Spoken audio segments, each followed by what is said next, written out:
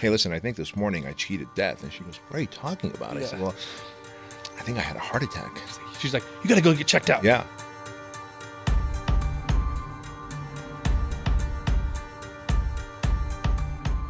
The big shift happened when I had this massive anxiety attack, and I was probably 37, almost going into 38, and I had a massive anxiety attack. And I felt anxious before in life. Who hasn't? Of course. That's, it's the journey of life.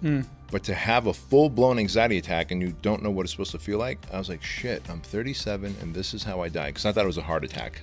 And so in that moment, when I thought I was having a heart attack, I accepted my death.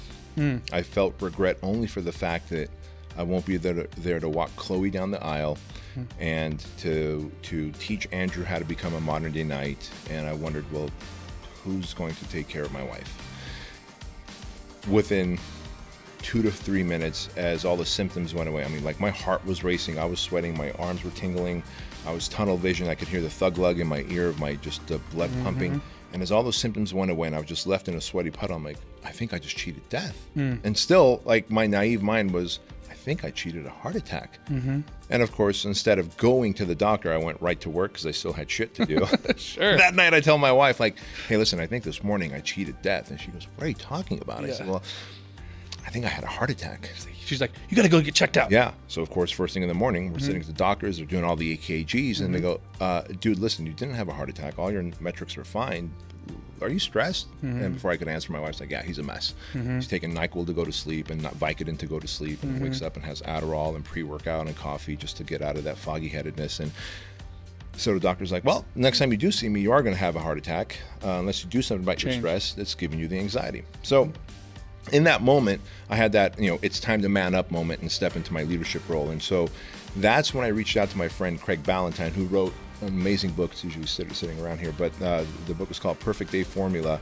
And the whole idea of the book is if you can, and he talks about this, he goes, if you can win your mornings, you will win your day. If you win the day, you will win the week. Agreed. And I said, Craig, I need your help in creating a morning routine.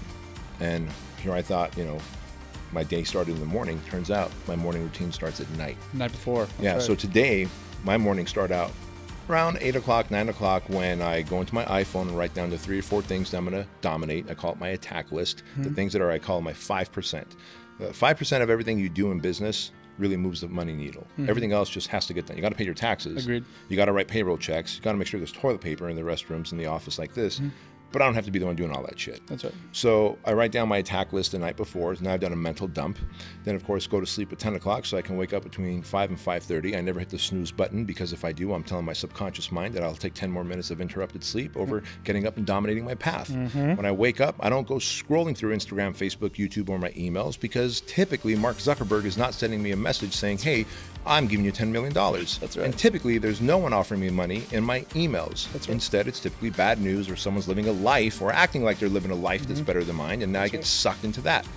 And so I just go and take my shower. I have my 30 ounces of water because Sean Stevenson said so. See, I'm pretty coachable. I'm not that smart. You and me both, brother. Like, that has been it's been the steadfast my whole life.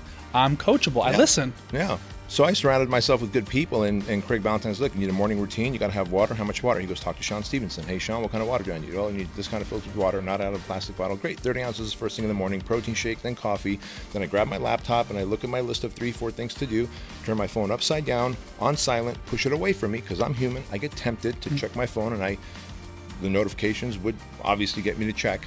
And then I go through my attack list. By this point, it's about, and in the mornings also, as I'm playing with my dog Cookie while I'm drinking my protein shake, I go through I have a little gratitude ritual. I tried meditating. It didn't work for me. It wasn't my thing. I just think about 3 or 4 people that I'm grateful for in my life, and then I'll text them. It's the most selfish thing I do. It's not for them. It's me. I know, but it's so powerful. It is. It is. And I'll text them and I'll say, like, hey, Andy, thank you so much for coming out here and interviewing me, exposing me to your tribe. Just extremely grateful. And when you get that text from me, while you're like, wow, B is such a good guy, he thought of me this morning, etc., you're going to reply at some point and go, hey, man, I really needed that. I appreciate that. Thank you. And I feel really good about myself because I just got a dopamine hit because you told me how awesome I am. And so it's a two-way street. And it's like an energetic bond that you create like that. And it's a little selfish, but it's good, though. Absolutely. Absolutely. So by 9 a.m., I'm in the gym. I've already done my things on my list that are the 5% that move the money needle. and I'm in the gym working out, and I get here by 11, shower, and I'm ready to do stuff like this. And pretty much you can set your clock to me. The only difference is on weekends I'll still wake up at the same time. I just don't necessarily work off a list or whatever. Now it's hang out with the family. It's still bonding. It's still critical stuff. This is 5% that I can do. No other guy's going to come in and, you know, hang out with my kids, right? And so I'm pretty structured in that way. And again, Jocko Willink talks about this. Craig Ballantyne talks about this. The more structure and discipline you have, the more freedom you have, right?